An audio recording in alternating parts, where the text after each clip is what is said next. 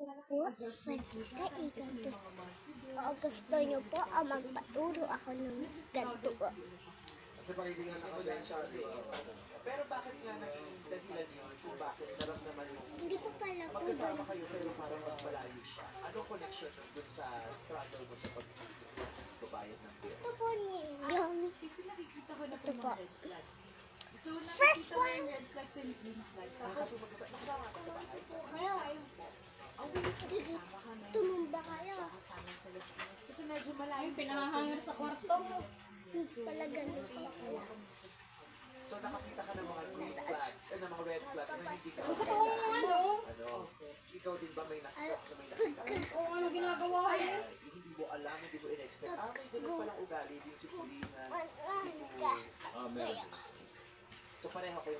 Marami kayong na-discover sa isa't isa. Hindi pa pala po yun. Paano ko dun? Ito. Paano pala? Hello guys. Kasi parang diba, kung mari LDR ka, may room for mystery. Yeah, kasi hindi naman 24 hours mo. Pero yung 24 Kaya niyo na ba? actually magandang topic. Kung kaya niyo naman, Wala ba kayo split. bang mag-live-in muna kayo bago Ito. First one. Para sa case mo talaga maglilipin na kasi wala kasal sa Pilipinas. Habang buhay ka rin. ang tagal naman eh. Hindi kasi Matuto pwede na lang sinasabi. po. Pero syempre hindi natin sinasabing gawin nila yun. Ako, like sa experience ko, naging effective yun.